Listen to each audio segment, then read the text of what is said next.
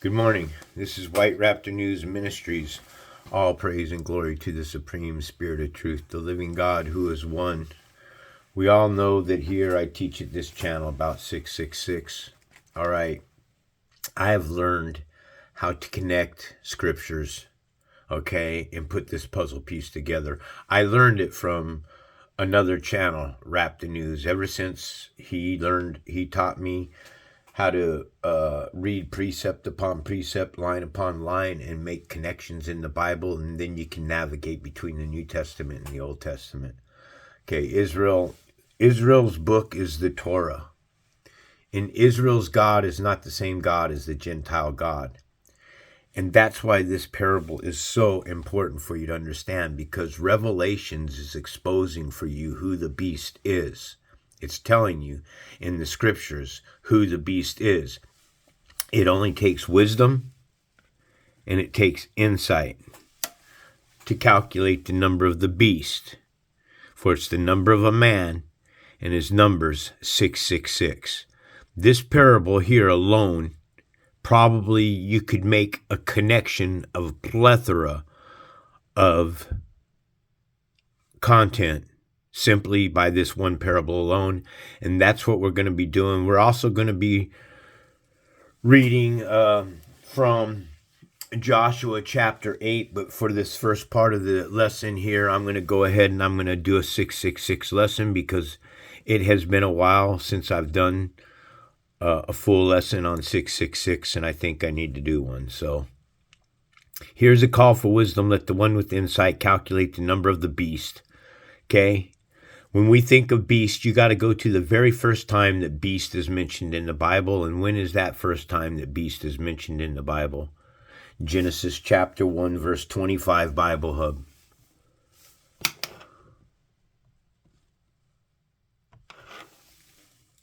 Right here, God made the beast of the earth according to their kinds. There's the first connection right there with this parable. Right there. There's the beast. And there's the beast right there. God made the beast of the earth, each according to their kind. Okay, now we got to also know, remember, what does it say here? Genesis chapter 3, verse 1, Bible Hub. We're going to be touching a lot of different parables today. Now the serpent was more crafty than any other beast of the field. So something was made that was more crafty than the beast of the field. So these beasts here, what's that saying? They're not too smart. Okay? They're easily led astray. They're simpletons. They'll do anything. They'll listen to anybody. They believe practically everything that they're told. They're just really simple minds. They look like human beings, but they're not humans. They're beasts. And that's what this is what the parable means. God made the beast of the field, each according to their kind. That touches this beast here. And it touches the serpent, which was more crafty than any other beast of the field that the Lord God had made. Okay, so now we've touched these. What more does this come to? The beast is a man. So the beast is a man, and it's the man's number that's 666. The man is here, created in Genesis, right here, 1:26. 25, the beasts are created. 26, then God said, let us. So this is a God, and this God here is the same one as this one here, God Elohim.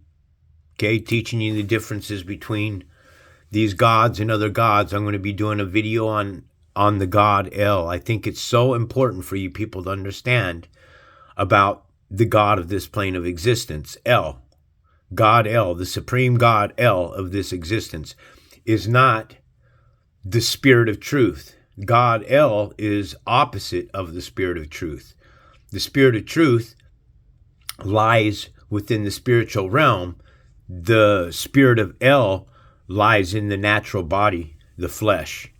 El is the flesh. El is the electrification of the materialized world. El is Zeus. This is why Zeus is always carried with a lightning bolt in his hand, and Zeus is Jesus. So there, I've just made a bunch of connections for you, how you get to Jesus from El. Okay, the electrification of the materialized world. So then God here, Elohim, God up here, Elohim, is plural in the ordinary sense. Eloah, plural of Eloah. Elohim are plural of Eloah.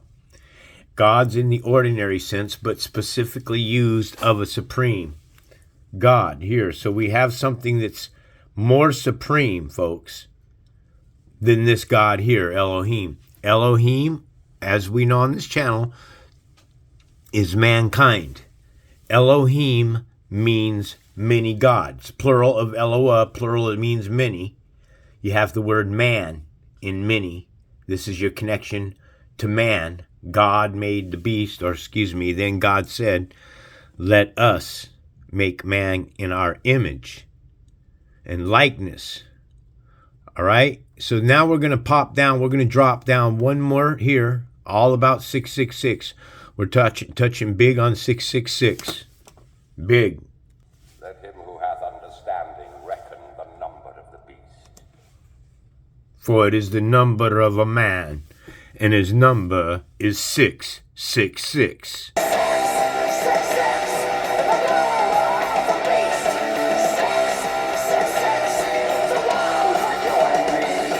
The one for you and me. 666. The one for you and me.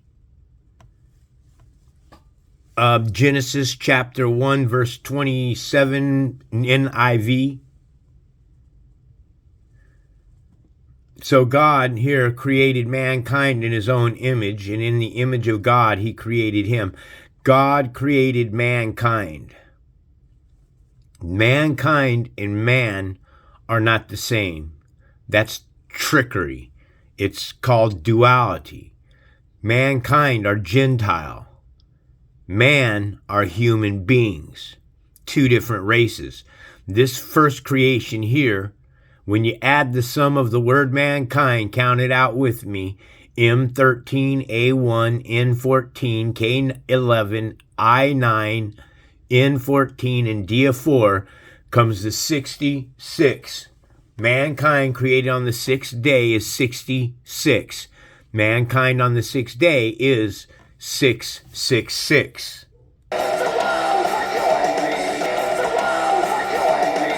Okay, I told you we're going to be touching a lot about 666 today, man. So this riddle here that you're listening to, folks, can't be denied. This shit here is the fire, man. You take this information to a Christian minister. Listen, I'm 61 years old. I've been listening to ministers all my life read this parable, 666. This 13:18. Here's a call for wisdom. Let the one with insight calculate the number of the beast, for it's the number of a man, and his number is 666. I have heard Christian ministers read this thing 1,000 times. I've heard 1,000 different interpretations. I've heard 666 ties to Nero, which it does when you break down the alphabet in Latin numbers and stuff. And it also touches Pope Francis as 666 when you use these numbers. But none of those are the true right answers. I have the right true answer, okay? This is an eternal energy force. This is a negative energy, man. This is an evil energy that was given power. Okay? Satan knows his end, because just like you are you and I am me, and we are separate of one another, we feel like we're different from one another and stuff, so is the same when the Spirit of truth, the living God, created the God of dead. The living God created the God of the dead. You understand that? He gave power and authority to the God of the dead. And it's the God of the dead that created this plane of existence. Proven in the scriptures. But we're going to stay focused on 666 and how many parables that this can touch right here. So far already it's touched Genesis 1:25. It's touched Genesis 1:26. And it's going to touch Genesis 1:27. When you add 25, 26, and 27, it comes to 78, and 7 plus 8 is 15, and 1 plus 5 is 6. So these three parables alone, all dealing with the sixth day of creation, when you're talking about the beast, right here. The parable says it's the beast, and the parable right here saying, let us create a man. So this is the beast and the man that's being created here. The beast and a man right here that are being created. This also touches Revelations 13:15 Bible Hub. You can't hear this information. If you get this information and you're like, nah, that's not the answer. You're the devil, man. Okay? Someone that doesn't want to hear this type of information is the seed of Satan. When you get this information and you're going to be explicitly told the exact facts of what the parable means and pointed it out to all the parables it touches, and then say, nah, man, this guy doesn't know what he's talking about. You're a hosehead. You just keep on going worshiping that God, Jesus Christ, because I'm going to prove to you right here, right now, that Jesus is 666. Don't walk away from it. Don't walk away from it. I'm going to prove it. The second beast was permitted to give breath to the image of the first beast so that the image could speak. The first image could speak. Those beasts created in Genesis 1:25 could speak and cause all who refused to worship it to be killed. So people like me, clearly this crusaders, we're in a time loop, folks. We live in a world that is constantly resetting and going through the same thing. We're going to come to a point where we blow ourselves up in this plane of existence, and then in that reset, who knows, we go back to the fucking dark ages again, and it just goes over. The flood, all the stuff just keeps continually repeating over and over. So the second beast is that man that's created here. God said, let us create man right here. Okay? In the NIV, what does it say? It says, God said, let us create mankind. So there you go. You have duality in the Bible, and you've got to be able to decipher duality. Strong's Concordance 120. Okay, from a compound to be spiritless. Okay, disheartened or be dismay. Right here in the Strong's Hebrew Concordance, it says that man and mankind both. Explain to me something. Why do you even need the word mankind there? Huh? Go ahead and answer the question. Anybody who wants to challenge what I'm saying, answer that question for me. What's the difference here, folks, between man and mankind? Why do you even need two different translations right here? Because I'm telling you that mankind and man making connections, everything touches 666. Genesis chapter 2, verse 7, Bible Hub. See, this is a man and a woman that's in the garden. This is the sixth day of creation. This parable here is all about the sixth day of creation. The sixth day of creation, 6. The beasts of the field that were created on the sixth day of creation, 6. And that man that was created, both male and female. Look,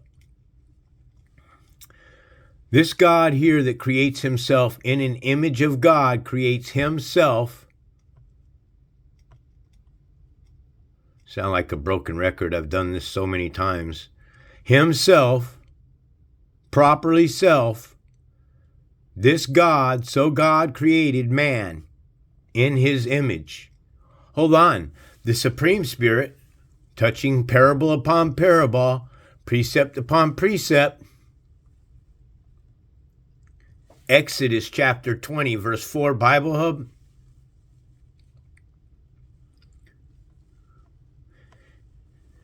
You shall not make for yourself an idol in the form of anything in heaven above. It means all these angels and stuff that have been painted and all the carvings and the gold and the ark and all that shit, man, is all graven images, okay? A heaven above on the earth below.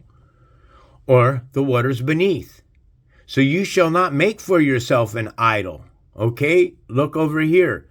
NIV, you shall not make for yourself an image in the form of anything. An image. You're not to make yourself an image. Look. So God created man in his image. This God that created man in his image is the devil.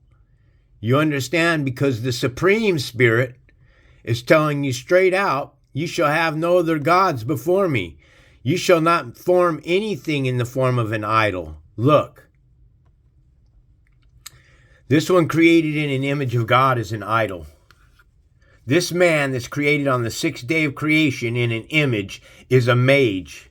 It's a magic man. It performs tricks of illusions over your eyes. This reality that we live in isn't real. 666, right there in front of your face. So, who is it? How do we touch it? Well, in order to get to that, we have to go to all the parables that talk about image, right? Because this is precept upon precept, line upon line. So we have to come over here to 1 Colossians 1:15 Bible Hub.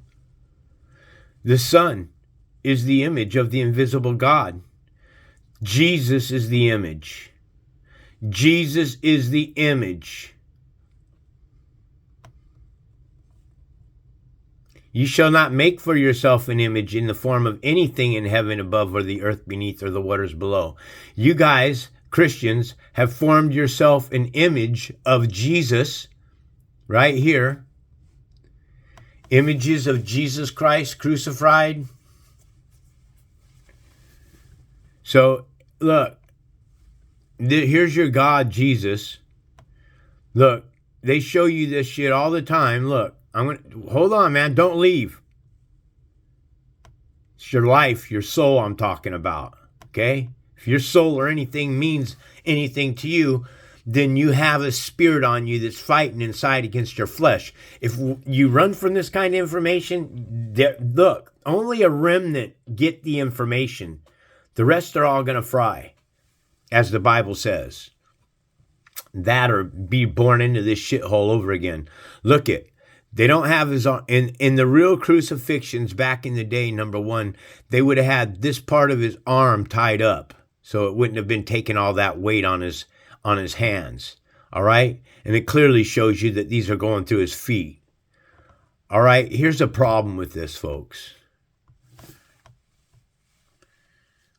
He protects all his bones, not one will be broken. So here it's telling us that the Lord, okay, I'm going to say the true Spirit of truth, the living one, the Almighty, the all you can see and all you cannot see, protects all his bones. So the Spirit of truth is protecting all his bones. Not one of them will be broken. Not one of Jesus's bones will be broken. Not one, say it with me, not one bone will be broken. Well, guess what, folks? That, my friend, would have broke bones. It would have shattered bones. It would have broken bones in his hands and all of that. I showed that parable to my sister. You know what she said to me? She's all like, well, you know, the Romans back in their day, they knew their crucifixions, man. They just knew where to put all those things. They could, and then I'm like, yeah, do you really believe that, sister? So I show her the pictures. I started showing her pictures like that. You think that they could run a spike? Look. Here you go, boys and girls. These are the spikes. Now remember, that would have had to been long enough. This is probably about a 12-inch spike. All right? Not the original size. It's probably, you know, a half-inch at least in diameter, I would say, than all the other bones in your body. Hell, there's more bones in your hands alone than there are in your body. And that could go the same with your feet, because there's so many intricate little bones that are in there. So now we've learned that it's the Son, Jesus Christ, who's the image of the invisible God. Hold on. Now remember here, folks, we're going deep into the image here because the image, we're talking about an image now. So you have one spirit, the spirit, who tells you plainly that he's not a man, tells you God is not a man, you know, that he should change his mind, or the Son of Man, or God is not a man that he should lie, or the Son of Man that he should change his mind. God is not a man. Say it with me, God is not a man. So the beast here is permitted, this creating in an image, and an image has the word mage in it, and the word mage is a magic man. Try to understand, try to understand. He's a magic man, mama. Yeah! Try to understand, guys. This God that created himself in an image is the devil, because the Supreme Spirit's given Israel a commandment not to worship any graven images. I think Israel has bit into the shit sandwich just as bad as Gentiles bit into it. Because clearly I've deciphered this and I can prove that it's factual what I'm teaching.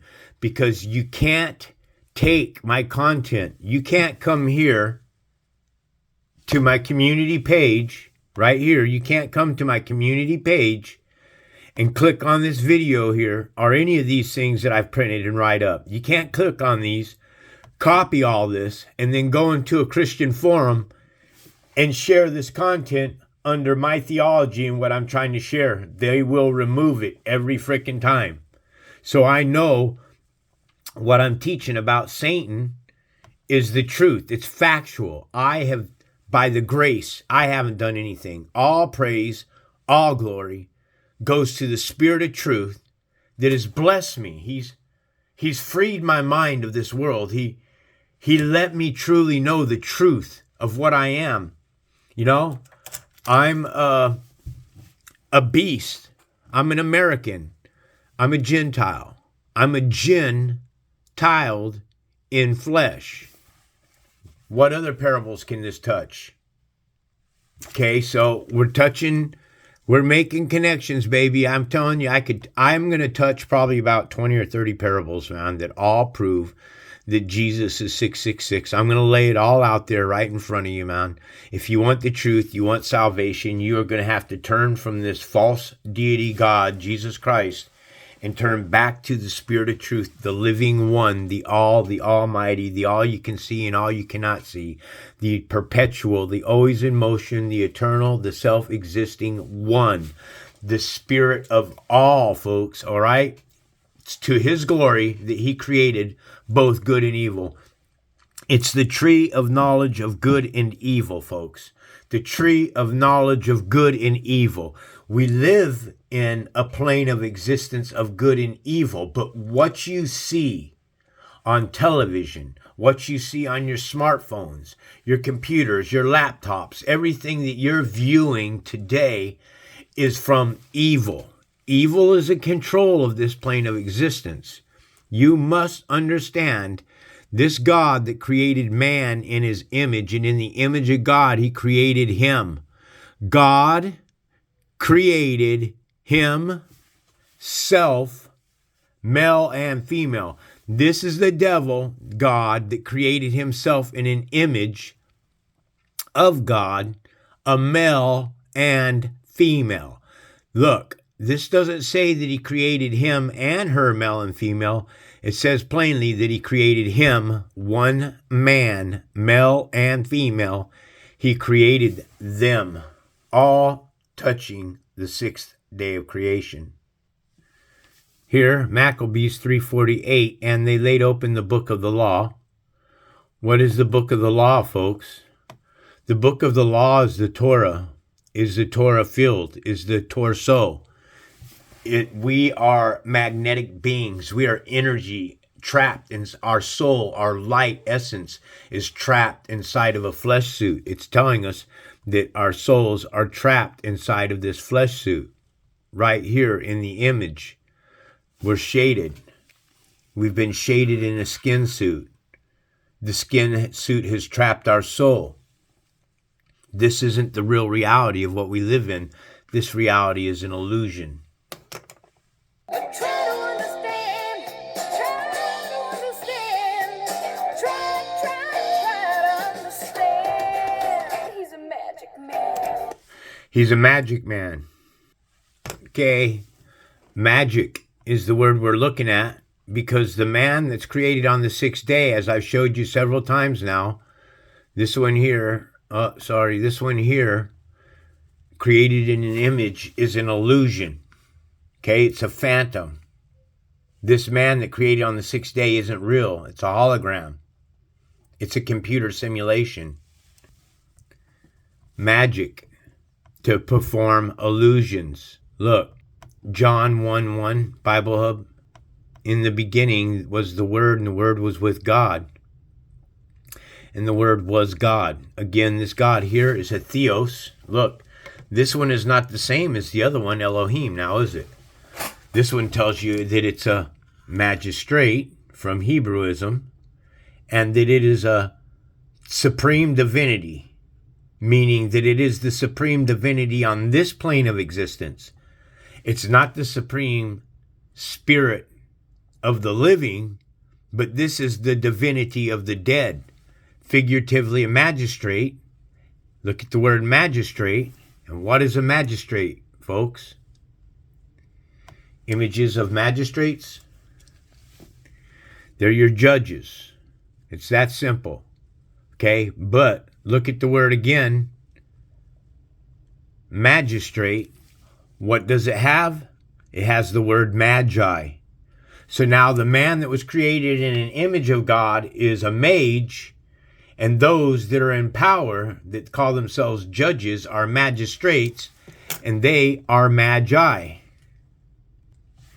And a magi is a magician, a sage, seer, or a wizard. All right? So what are magistrates? They're government officials, right? And this is why the FBI are called spooks. It's why CIA agents, NIS, they're all called spooks. So they call FBI agents spooks, right? And then you have F-14 Phantoms, right? You have the F-14 Phantoms. Phantoms? Oh, but we think this plane of existence is real. So this shit ain't even real. I know you're thinking this guy's out of his mind. What does he mean that it's not even real? You live in a simulation. This simulation can and will kill you. When you deal with the drugs and you're sticking needles in your arm, it can kill you. When you join up for the military and you want to fight for this system or whatever it is, it will kill you. This is why they're called phantoms. You think I'm lying? Every aircraft in the military is named after a phantom. The McDonnell F-4 Phantom. How about the F-3H Demon? It's right in front of your face. The B-25 bomber Devil Dog is coming. Huh? Yeah, I got it down, huh? The de Havilland Vampire. A vampire? Holy shit, vampires are named after your aircraft too? Oh, do you need more? How about the AC-130J Ghost Rider? Oh my God, why do they call this thing a Ghost Rider? Because the contents of what's on this aircraft are ghosts. They're all dead. They're the walking dead. This plane of existence is fake. It's not real. It's telling us over and over in Hollywood, movies like The Matrix, movies like They Live, movies like Avatar, Invasion of the Body Snatchers. These are all truth bombs telling us that we live in some type of simulation. Folks, I can't put it together for you any better. The only thing I can think of is Mark 15:37 Bible Hub. Jesus let out a loud cry and breathed his last breath. Jesus breathed his last breath. Over here, King James Bible says, Jesus cried out loud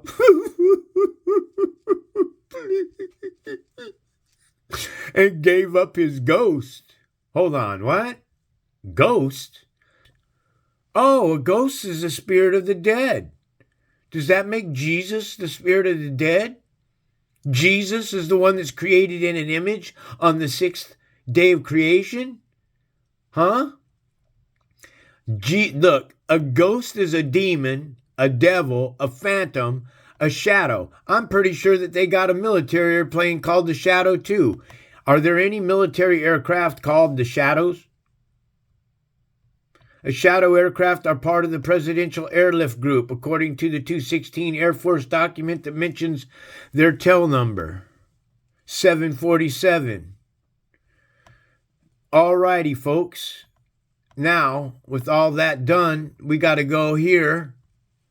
Jesus. But Jesus, this is Greek. In Jesus, it's Isos. Okay? And it is the name of our Lord and two other Israelites. What we're focusing on over here, though, is 24:24. 2 plus 4 is 6, and 2 plus 4 is 6. That's 66. Okay? Jesus is 66. Look. Greek. Agrios. Living in the fields. Wild, savage, and fierce. What are these that are living in the field that are wild, savage, and fierce? This one right here. 66 is talking about the beast of the fields. When you break 66 down to its next number, it comes to 12. The number 12 equals what? Destruction. Also, what does 12 equal? The 12 disciples. Huh? Am I wrong? So, Jesus' number 24:24 breaks down to 66, which is living in the fields as in wild, savage, and fierce, which breaks down to 12, which is Abaddon, which is destruction. And then when you break down what? 12 down to its number, it comes to what? Strong's Concordance number 3 is Abaddon, which is, its definition is the angel from the abyss. The angel from the abyss, Genesis chapter 1, verse 2, Bible Hub. Now the earth was formless and void, and darkness was over the face of the deep. Abaddon, the angel from the abyss. Right here. Darkness, and darkness here is evil. Darkness here is figuratively misery, destruction, and death because a war took place in heaven. In the beginning, folks, is the beginning of the fall. Revelations, I'm pretty sure, predates Genesis as well as Enoch, Keys, and other Bibles that are written that were taken out. There are originally 74 texts, and then 8 Bibles were removed from the Bible, and it left us with what? 66 books. 66 books, huh? So when it says darkness is over the surface of the deep, it was talking about Satan is over the face of the deep, okay? And the Spirit of God, remember this is the breath, but don't forget what I showed you earlier. Revelations chapter 13, 15, Bible Hub.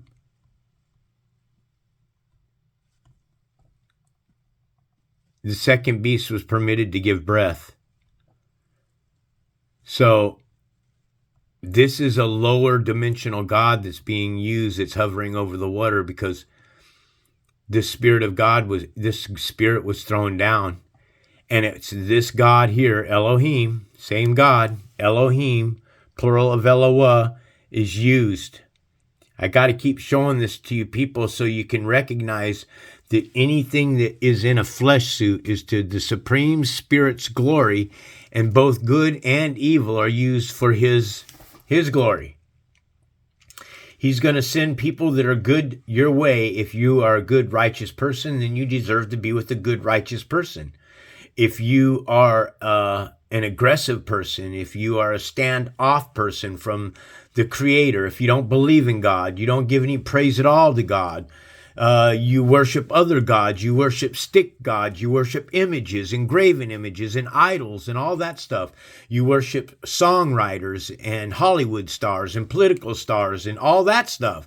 If you give to man what is rightfully the Spirit's, then you are going to have a difficult life of it. So it's this God here is used. This God here is used of a supreme God. This supreme God permitted this God here that hovered over the waters to say, let there be light. Now understand that this light here is a dimmer light. It's a copy. Remember, Satan is always trying to what? Copy the Spirit, the Creator. Satan is trying to copy everything that the Creator does. So when this God says, let there be light, this is a dimmer light. This is a Dahmer. It falls into a copy of the original light. It is not the original pure light, but it is something that is used of the pure light. Whew.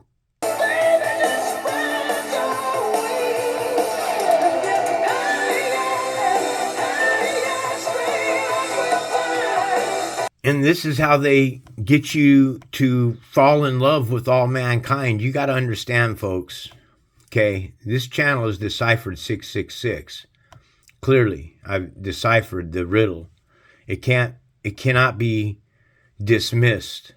You must follow. Because if you're not following, then you're going to be left behind. That's all I can say. So let us jump into Joshua chapter 7 now, or 8. Give me 1 minute. Giving all praise and glory to the Supreme Spirit, man. We're picking up here at Joshua chapter 8. And it reads, Then the Lord said to Joshua, remember again, always keeping it straight for you, the Lord here is Yahweh. Okay, this is the God of Israel. This is the God that gave the commandments to Israel and said, you're not to place any other gods before me. Okay, the very first commandment that the Creator would give in this commandment, Exodus 23, Bible Hub. Exodus chapter 20, verse 3, Bible Hub. So, Israel's God, the Lord, who they call Yahweh, ye shall have no other gods before me. Here again, God's lowercase gods is Elohim, because it's telling you that it's plural. Mankind are the gods. It's us. We're the other gods that the Supreme Spirit gave a command to Israel saying, ye shall not worship any other gods, because look at what you do. Look at how American Idol is. Look at how America's Got Talent is, The Voice is, all these song shows. And you sit in front of the television set and you guys bask in their glory, and you sit and you think, oh, why can't my life be like that? Oh, why can't I have all those things?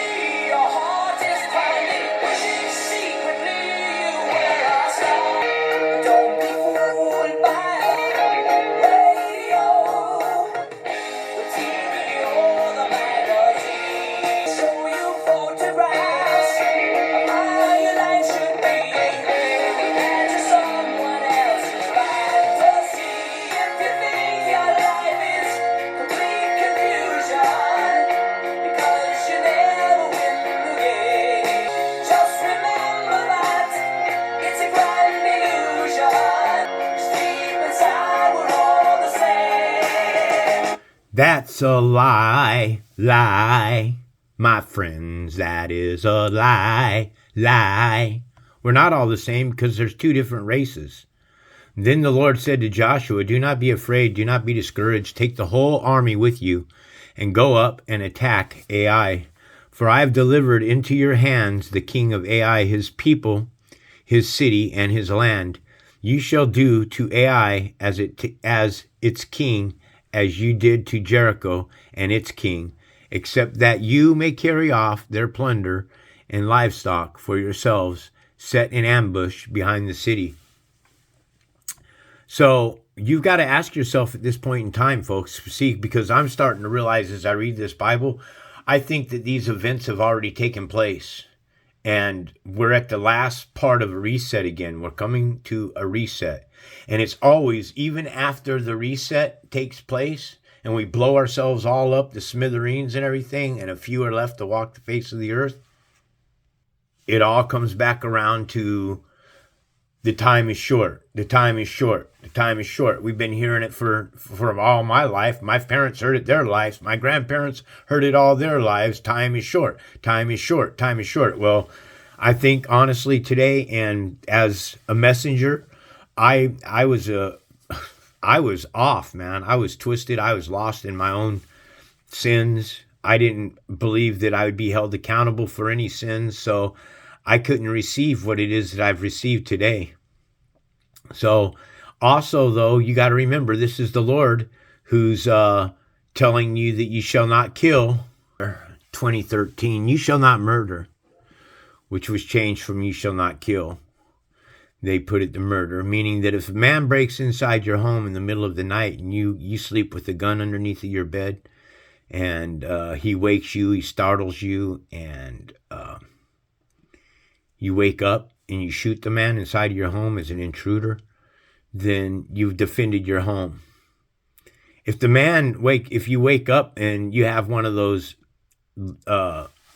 movement lights that you see a light pop on outside your window and there's a person in your backyard and you shoot that person, that's not so much defending your home. Okay? Not that it's right for him to be in your backyard and he could still pose your threat. The point here is he's outside your home. It's the same thing of our country. When we go outside our country and we kill people, then that's called murder. Okay? There's no preemptive strike that is warranted. We have been taught all our lives that these pre-warranted strikes are what were needed. We killed Saddam Hussein. We killed Osama bin Laden. We go into these countries. We perform these covert operations, and then America stands together in masses and says, "Hoorah, man, we're the greatest, strongest country, and don't fuck with us. We'll come and kill your ass." No, America's getting ready to get his backbone broke. So you shall not murder. So this, what's important about this? Here, we're going to have to go to Bible Hub here. 13 it was. You shall not murder. It's the Lord. Okay, the Lord, once again, is the one that's giving this commandment. So you have a Lord that once told you, you shall not murder as the commandments, right there. Honor your father and mother so that the days may be long in the land that the Lord, here you're giving you. The Lord, again, is Yahweh, 3068. Okay, God of Israel. They call him Jehovah in the providence of Israel today. Those Khazar Nazi Jews, those fake Jews are in that providence. So you got a contradiction right there. The Lord is coming off the ark, and the Lord is telling you, you shall not murder, you shall not kill. And then he's sending you in other people's territories to destroy and kill them. I think that the Gentile and Israel have been destroying each other from the very beginning. And Satan's just been reveling in it. He loves it. He told Israel, he told the spirit. We've been taught that the spirit of darkness told the spirit of light that you cannot ambush us for anything that we've done. These people, this new creation that you have created is no better than we are. It's the exact same thing that we are, man. You know, but it's not. There is a difference. The difference between the two races is one has the spirit of life on them, the breath of life, and the other is created in an image, and it's just that simple. So I wanted to point that out to you, that Yahweh has just contradicted himself, because if he's telling you not to kill, then why would he be sending you into battle to kill others? Just pointing it out. So Joshua and the whole army moved out to Ai. He chose 30,000 of his best fighting men and sent them out at night with these orders. Listen carefully. You are to set an ambush behind the city. Don't go very far from it. All of you be on the alert, and I and all those with me will advance on the city. And when the men come out against us, as they did before, we will flee from them. They will pursue us until we have lured them away from the city, for they will say, they're running away from us as they did before. So when we flee from them, you are to rise up from ambush and take the city. The Lord your God will give it into your hand. When you have taken the city, set it on fire. Do what the Lord has commanded. See to it you have my orders. So this Lord, man, the supreme God uses all things to his glory. This Bible is a very difficult thing to understand, but clearly you can see that the God of Israel doesn't like the God of the Gentile, doesn't like the Gentile. He says that the Gentile are gonna serve a high price. Then Joshua sent them off, and they went to the place of ambush and lay in wait between Bethel and Ai, to the west of Ai. But Joshua spent that night with the people. Early the next morning, Joshua mustered his army, and he and the leaders of Israel marched before them to Ai. The entire force that was with him marched up and approached the city and arrived in front of it. They set up camp north of Ai, with the valley between them and the city.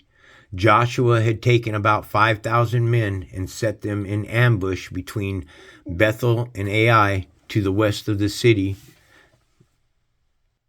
So the soldiers took up their positions with the main camp to the north of the city and the ambush to the west of it. That night Joshua went into the valley. When the king of Ai saw this, he and all the men of the city hurried out early in the morning to meet Israel in battle at a certain place overlooking the Arabah. But he did not know that an ambush had been set against him behind the city.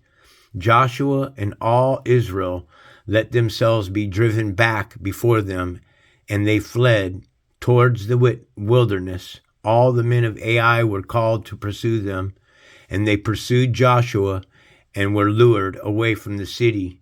Not a man remained in Ai or Bethel who did not go after Israel. They left the city open and went in pursuit of Israel. Then the Lord said to Joshua, the Lord, who's a man, Yahweh, hold out towards Ai the javelin that is in your hand, for into your hand I will deliver the city. So Joshua held out towards the city the javelin that was in his hand. As soon as he did this, the men in the ambush rose quickly from their positions and rushed forward. They entered the city and captured it and quickly set it on fire. The men of Ai looked back and saw the smoke of the city rising up into the sky, but they had no chance to escape in any direction. The Israelites, who had been fleeing towards the wilderness, had turned back against their pursuers. For when Joshua and all Israel saw that ambush had taken the city and that smoke was going up from it, they turned around and attacked the men of Ai. Those in the ambush also came out of the city against them, so that they were caught in the middle, with Israelites on both sides. Israel cut them down, leaving them neither survivors nor fugitives. But they took the king of Ai alive and brought him to Joshua.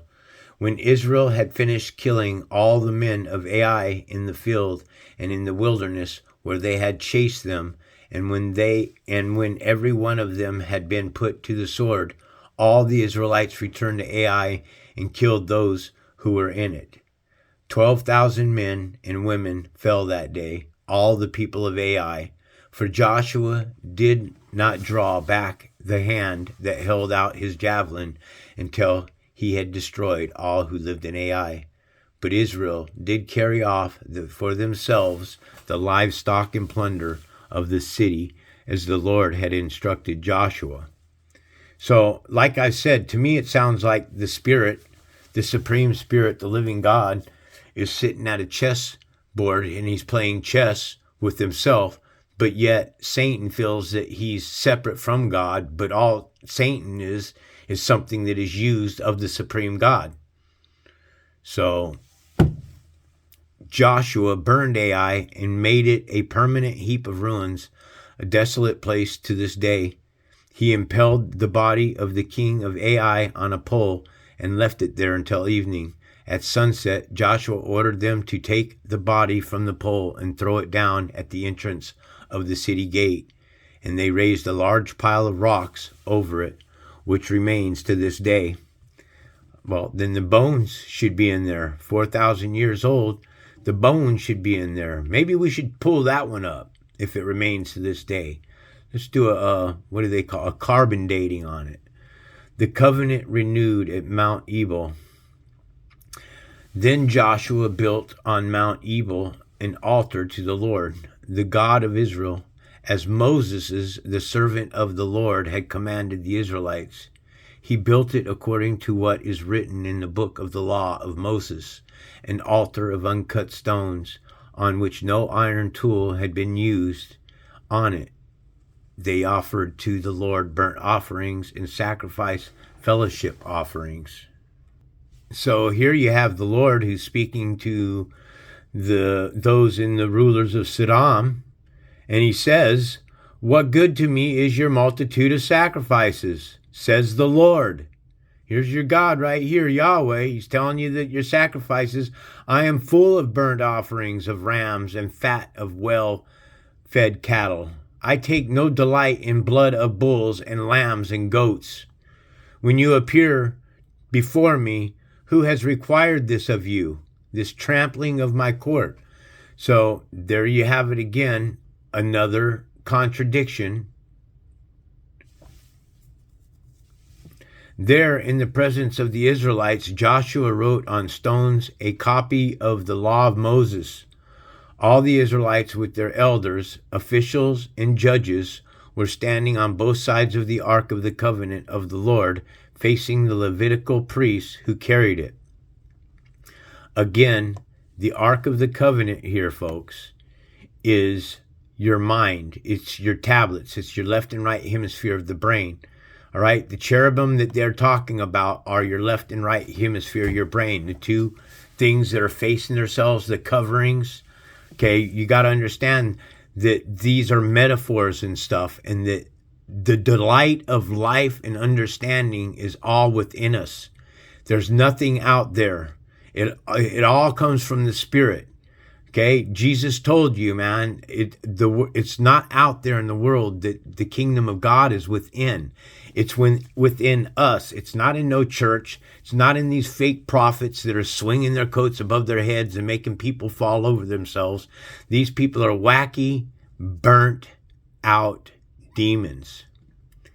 Both the foreigners living among them and the native born were there. Half of the people stood in front of Mount Gerizim, and half of them in front of Mount Ebal, as Moses, the servant of the Lord, Yahweh, had formerly commanded when he gave instructions to bless the people of Israel. Afterward, Joshua read all of the words of the law, the blessings and the curses, just as it is written in the book of the law. There was not a word of all that Moses had commanded that Joshua did not read to the whole assembly of Israel, including the women and children and the foreigners who lived among them. So now you have foreigners that are living among you. Foreigners here are Gentile. They're strangers. They're men of renown. They're mighty men. They're heroes. Okay? Maybe because they've followed the God of Israel here. Remember, the God of Israel is telling you that only a remnant are getting it, folks. Only a remnant will be saved. So, again, Joshua is reading from a book as well, the same book that Moses read from. So we have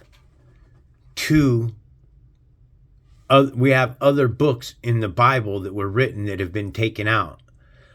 And the Bible says that we're not to add to or subtract from God's words.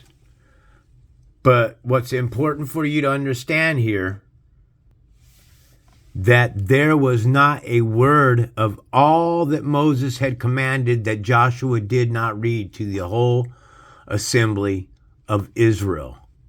Okay? The Bible, the once perfect manuscript of the Bible, was written by Israelites for Israelites. The Bible was never written by those that were created on the sixth day of creation in an image. In fact, God, it says in the Bible, doesn't hear the prayers of a sinner. And I tell you that that's false. He has to hear the prayers of a sinner, because when it comes Judgment Day, he's going to see you on your knees praying. Oh, well, you were praying. I just didn't hear you. I wasn't hearing you then. You see, he wasn't hearing you then.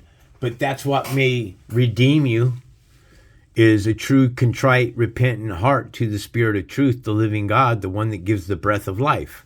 Okay? Most people will probably disagree with me on this here, man, but it's quite possible that the Spirit created the second man, put his breath on the second man, put him in the garden, knowing the evil would come in there and lead Adam and Eve astray on purpose. But by doing this, the Supreme Spirit, the living God, puts his breath, meaning that now a few people that are of the Gentile race can be saved. It's that simple. Anyways, I'm going to cut out of here. I hope you all have a pleasant day. Be safe out there. The world is full of demons, phantoms, devils, vampires, ghosts, evil beings. You must protect yourself, not with the armor of God on this plane of existence, but with the Spirit of truth. That's all you need, is the Spirit of truth. Wear the Spirit of truth, Spirit, and you're good to go. This is White Raptor News Ministry.